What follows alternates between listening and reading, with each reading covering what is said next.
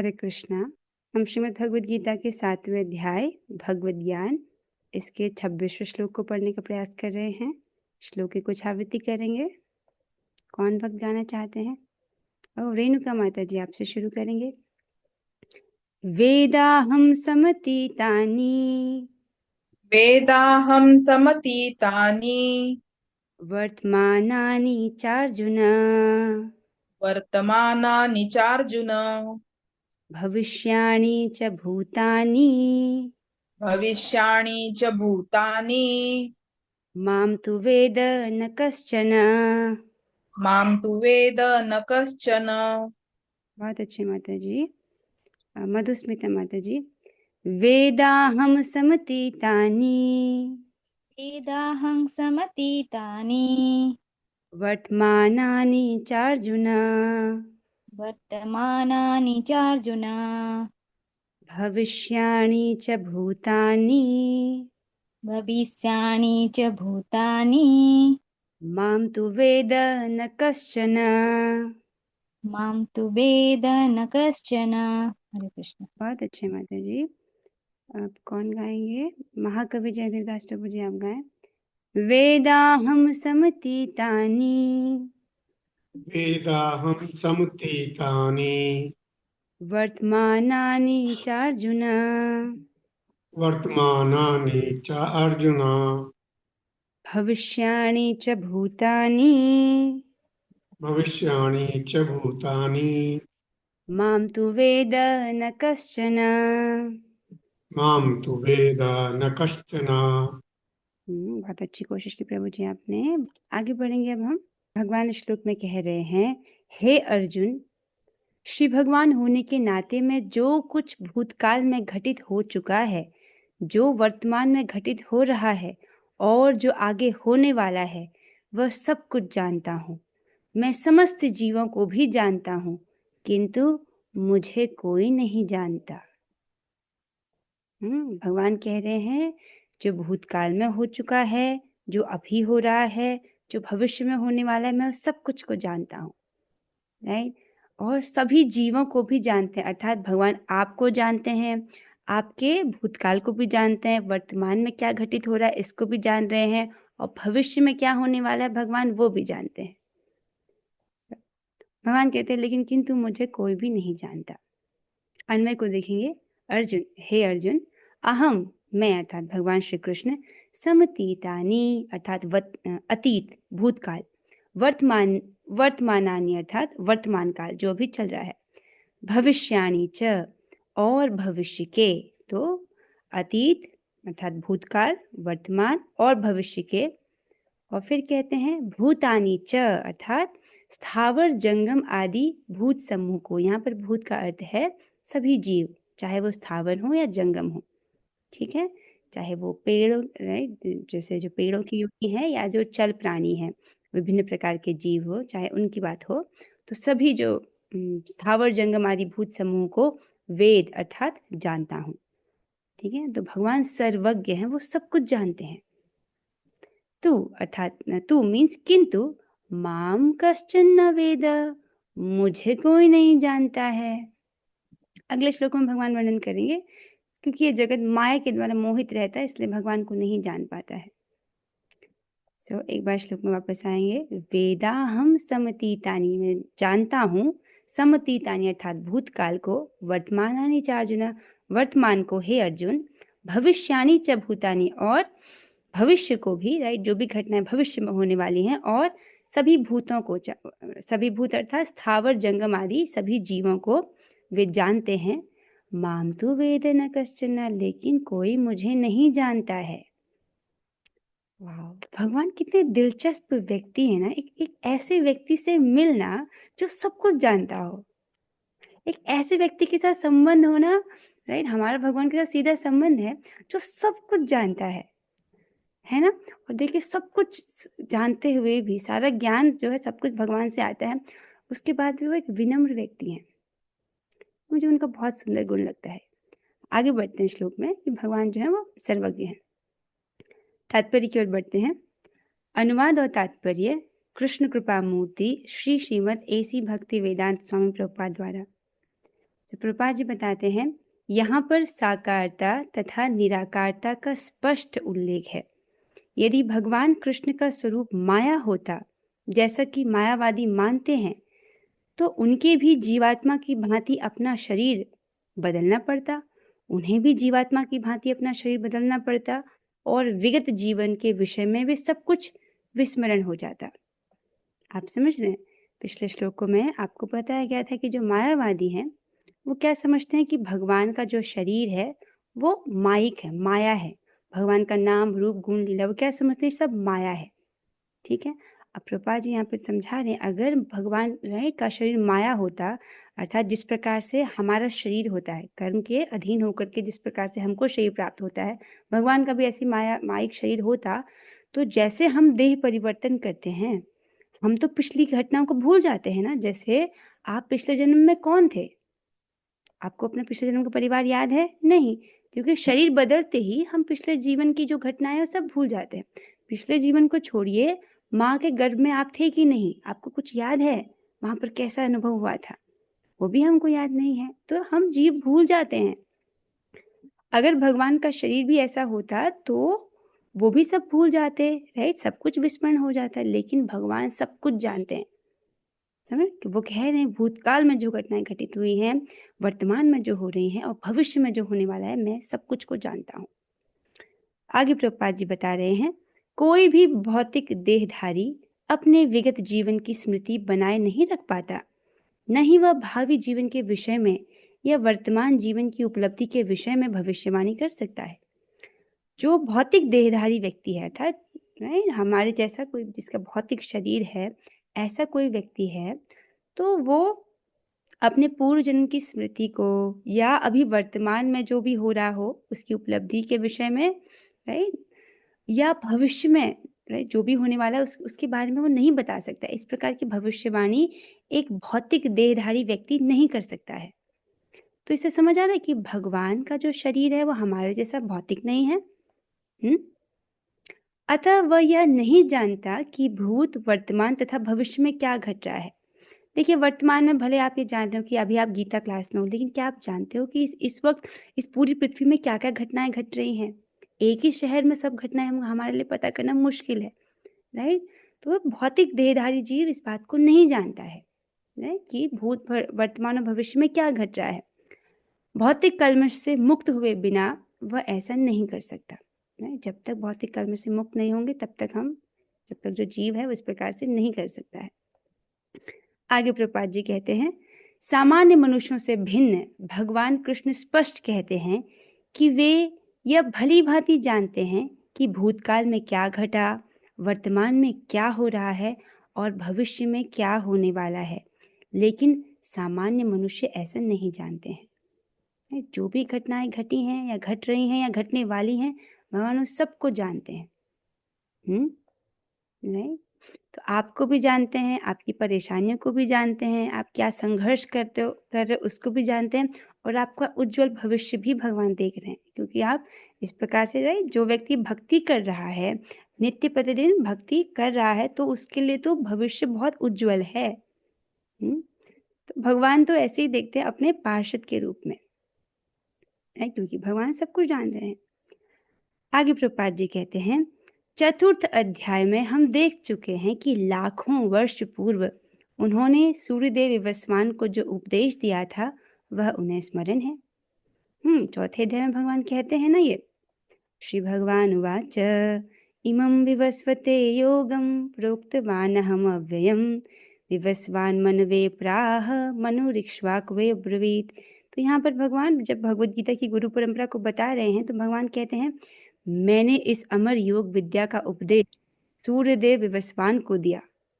यहाँ पर बोला ना भगवान ने, तो सबसे पहले अर्जुन को नहीं दिया है, सूर्यदेव विवस्वान को दिया। अब समझिए सूर्यदेव कितने पुराने हैं, 100 साल पुराने थोड़ी है सूर्यदेव, कितने पुराने हैं, राइट। तो भगवान ने तब उनको ज्ञान दिया और उनको ये घटना याद है। तो इससे भी ये जो मायावादी है उनको क्यों नहीं समझ आता हो कि भगवान जो है भौतिक देह उनका हो ही नहीं सकता, उनका देह चिन्मय है, अविनाशी है, राइट। आज आगे चलते हैं। फिर प्रभुपाद जी कह रहे हैं, कृष्ण प्रत्येक जीव को जानते हैं क्योंकि वे सबों के हृदय में परमात्मा रूप में स्थित हैं। भगवान ने कहा ना इस श्लोक में, क्या कहा कि भविष्यानि च भूतानि, अर्थात वे सभी भूतों को, सभी जीवों को, स्थावर जंगम आदि सबको जानते हैं। राइट। तो प्रभुपाद जी आपको बता रहे हैं क्यों, क्योंकि वो प्रत्येक जीव के हृदय में परमात्मा के रूप में उपस्थित हैं।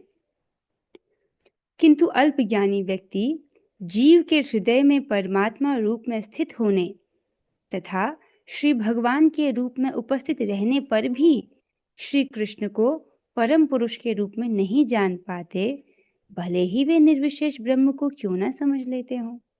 बाबा जी कितने अच्छे समझा रहे हैं, है ना। ऐसे लोग जो भले उन्होंने निर्विशेष ब्रह्म को समझ लिया है, मतलब पहले लेवल के तत्वज्ञानी वो हैं, उन्होंने ब्रह्म को समझ लिया है, ब्रह्म साक्षात्कार उनको हो गया है, उनको भी अल्पज्ञानी बोला है, उनका ज्ञान अभी पूर्ण नहीं है। राइट। भले उन्होंने निर्विशेष ब्रह्म को समझ लिया हो, लेकिन सभी जीवों के हृदय में उपस्थित जो परमात्मा है, राइट, और भगवान है, उनको वो नहीं जानते, भगवान को परम पुरुष के रूप में नहीं जानते हैं, इसलिए उनको अल्पज्ञ बोला है, उनका ज्ञान अभी पूरा नहीं है। समझ रहे इस चीज को।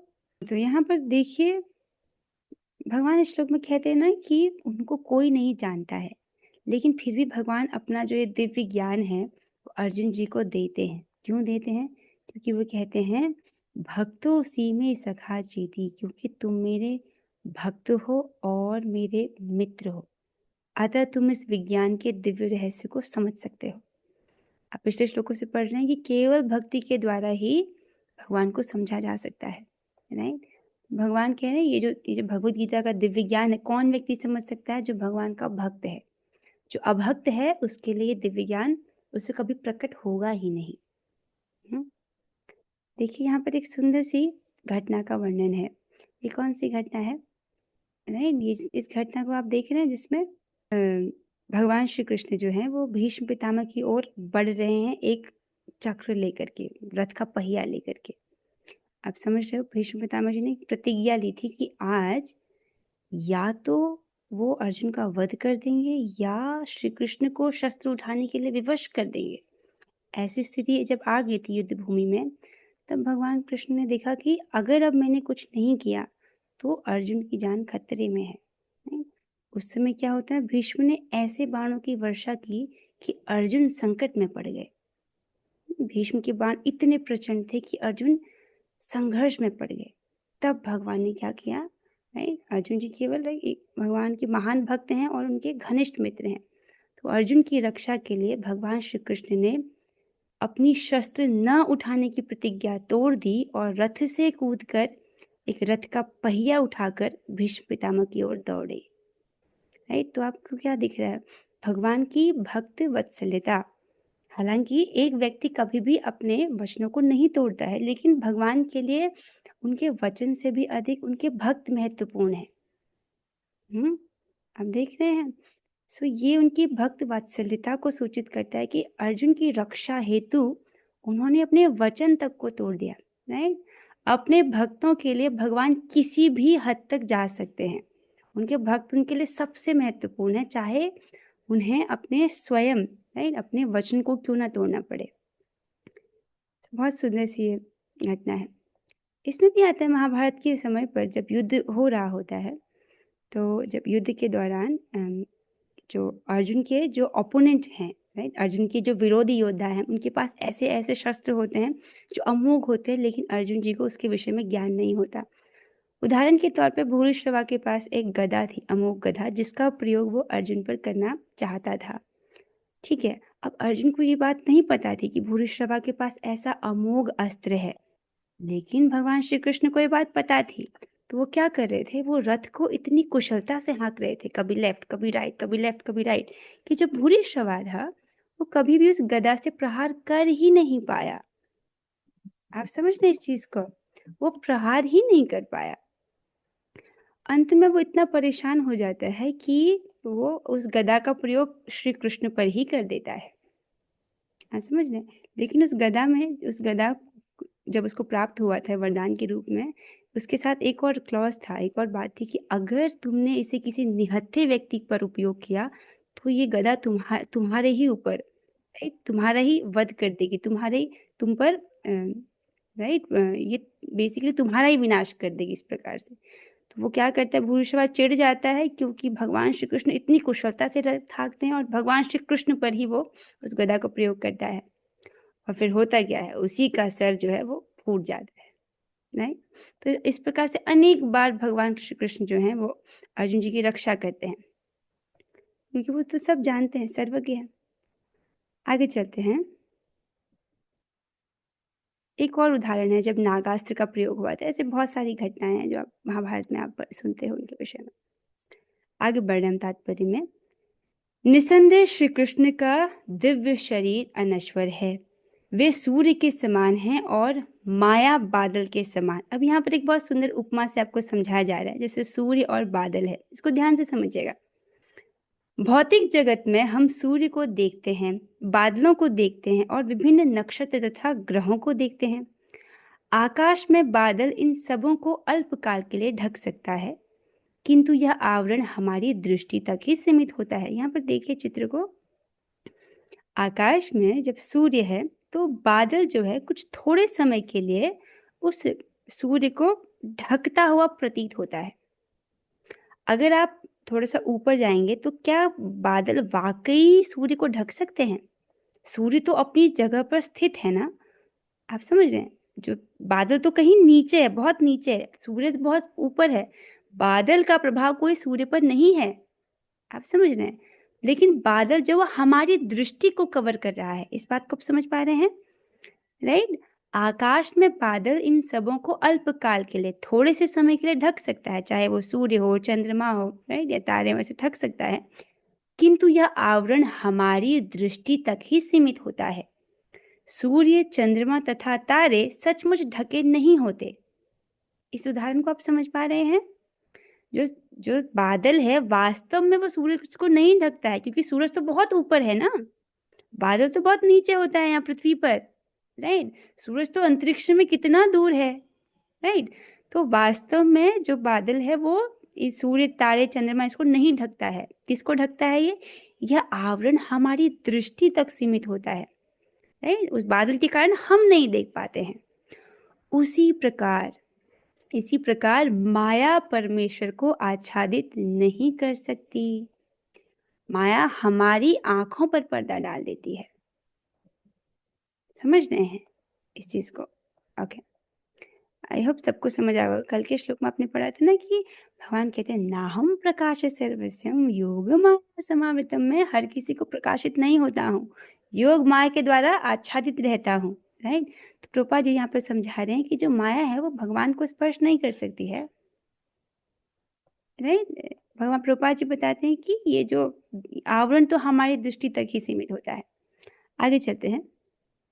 वे अपनी अंतरंगा शक्ति के कारण अल्पज्ञों को दृश्य नहीं होते, जैसा कि इस अध्याय के 3 श्लोक में कहा गया है कि करोड़ों पुरुषों में से कुछ ही सिद्ध बनने का प्रयास करते हैं और सहस्त्रों ऐसे सिद्ध पुरुषों में से कोई एक भगवान कृष्ण को समझ पाता है। भगवान ने इसी अध्याय के 3 श्लोक में कहा था, 7.3 में क्या कहा था भगवान ने? मनुष्याणां सहस्रेषु कश्चित् यतति सिद्धये यततामपि सिद्धानां कश्चिन् मां वेति तत्त्वतः। भगवान कहते कई हजारों में से कोई एक सिद्धि के लिए प्रयत्नशील होता है, राइट। कोई एक विरला कोशिश करता है इस आध्यात्म के मार्ग पर चलने की, भगवान को जानने की, जिसके पास अथातो ब्रह्म जिज्ञासा होती है, उसका कोई एक विरला व्यक्ति प्रयास करता है हजारों में से। और इस प्रकार से ऐसे जिनको सिद्धि प्राप्त होती है, राइट, ऐसे मान लो ऐसे बहुत सारे लोगों में से कुछ लोग जो है सिद्धि के लिए प्रयास करें, ऐसे जिन लोगों को सिद्धि प्राप्त हो गई है, राइट। सो फिर कहते हैं कि और सहस्त्रों ऐसे सिद्ध पुरुषों में से कोई एक भगवान कृष्ण को समझ पाता है। मान लो सिद्ध हो भी गए ऐसे बहुत सारे लोग, उनमें से कोई एक विरला है जो भगवान कृष्ण को समझ पाता है। समझ रहे? अत्यधिक क्या रहते हैं कि वो निर्विशेष ब्रह्म में ही अटक जाते हैं, वहां से वहीं पर वो रह जाते हैं, भगवान को निराकार ही समझते हैं। उनको भी भगवान ने अल्पज्ञ ही कहा है। आपको ये उदाहरण समझ आए कि जो सूरज है बादल उसको वास्तविक रूप से नहीं ढकता है। वास्तव में बादल क्या है? ये तो हमारी दृष्टि को सीमित करने के लिए है। उसी प्रकार से माया का आवरण को समझना होगा। राइट। भगवान को सूर्य से कंपेयर किया गया था और माया को बादल से इस उपमा में। हाँ, तो फिर टोपा जी कहते हैं, भले ही कोई निराकार ब्रह्म या अंतर्यामी परमात्मा की अनुभूति के कारण सिद्ध हो ले, किंतु कृष्ण भावनामृत के बिना वह भगवान श्री कृष्ण को समझ ही नहीं सकता। बहुत सुंदर बात है ये, राइट। किसी को निर्विशेष ब्रह्म की अनुभूति होगी है या उसे एक स्तर आगे उसको अंतर्यामी परमात्मा की भी अनुभूति हो गई है, सभी के हृदय में परमात्मा को देख पा रहा है, लेकिन उससे आगे बढ़ने के लिए, भगवत साक्षात्कार को प्राप्त करने के लिए, राइट, उसे भगवान की शरण ग्रहण करनी होगी, भक्ति का आश्रय लेना होगा। प्रभुपाद जी कह रहे हैं कि किंतु कृष्ण भावनामृत के बिना वह भगवान श्री कृष्ण को समझ ही नहीं सकता। और कृष्ण भावनामृत है क्या? प्रभुपाद जी इसको समझाते हैं कि जब व्यक्ति ये समझे कि उसका अस्तित्व किस लिए है, उसका अस्तित्व है कृष्ण को सुखी करने के लिए। नहीं, जब व्यक्ति संन्यास लेता है उसको क्या करता है, अपने तन से, अपने मन से, अपनी वाणी से भगवान कृष्ण की सेवा में नियोजित होता है, उनको प्रसन्न संतुष्ट करने का प्रयास करता है, राइट। उसी को कृष्ण भावनामृत कहते हैं। मुझे लगता है कि ये आपको समझ आ रहा होगा, राइट, कि भले ही कोई निराकार ब्रह्म या अंतर्यामी परमात्मा की अनुभूति के कारण सिद्ध हो ले, मान लो सिद्ध हो गया वो एक लेवल का, या परमात्मा के लेवल पर सिद्ध हो गया हो, लेकिन भगवान को समझने के लिए, राइट, कृष्ण भावनामृत उसको अपनाना होगा। बिना उसके वो कृष्ण को नहीं समझ सकता, बिना भक्ति के हम कृष्ण को नहीं समझ सकते हैं। स्पष्ट हो रहा है ये? इसके साथ ये तात्पर्य यहाँ पर पूर्ण होता है। अब कुछ प्रश्न हैं, इसको देखेंगे। पहला प्रश्न है, ये मल्टीपल चॉइस क्वेश्चन है, सामान्य मनुष्य और भगवान श्री कृष्ण में क्या अंतर है? आसान प्रश्न है। पहला ऑप्शन है, सामान्य मनुष्य भी भूत, वर्तमान और भविष्य जानता है। ऑप्शन बी, भगवान कृष्ण भूत, वर्तमान और भविष्य जानते हैं पर सामान्य मनुष्य नहीं।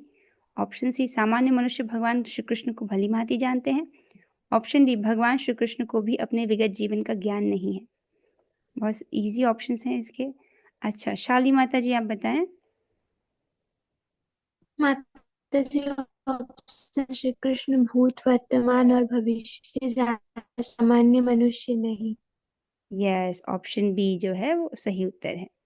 ठीक है, आगे बढ़ते हैं। भगवान श्री कृष्ण किसके कारण अल्पज्ञों को दृश्य नहीं होते? ऑप्शन ए, भौतिक शक्ति के कारण। ऑप्शन बी, अंतरंगा शक्ति के कारण। ऑप्शन सी, माया के कारण। या ऑप्शन डी, ब्रह्म ज्ञान के कारण। चैट में भी बहुत सारे लोग कह रहे हैं। ठीक है, कौन बताएंगे इस प्रश्न का उत्तर? ओके, धनिष्ठा माता जी आप बताएं।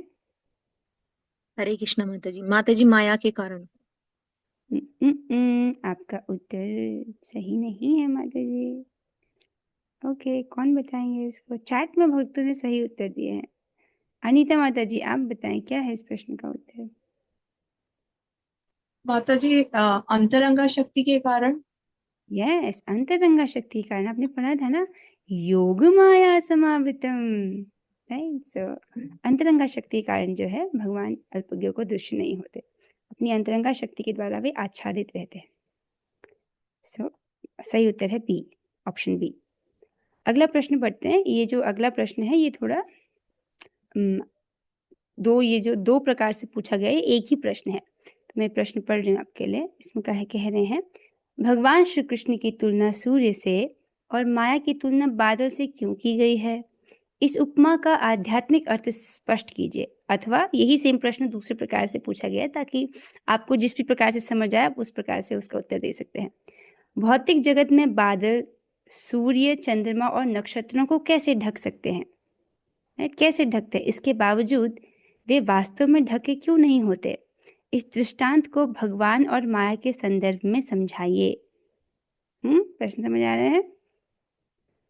राइट, बादल और सूर्य का एग्जाम्पल था, क्या वो वास्तविकता में ढके रहते हैं? और इसको आप भगवान और माया के संदर्भ में समझाइए। कौन कोशिश करना चाहेंगे? जरूरी नहीं कि आप परफेक्ट बता पाओ, लेकिन आपको जो समझ आया आप कोशिश कर सकते हैं। ओके, सो महाकवि जयदेवदास प्रभु जी ट्राई करना चाहते हैं, बताइए प्रभु जी। भगवान श्री कृष्ण की तुलना सूर्य से और माया की तुलना बादल से की गई है।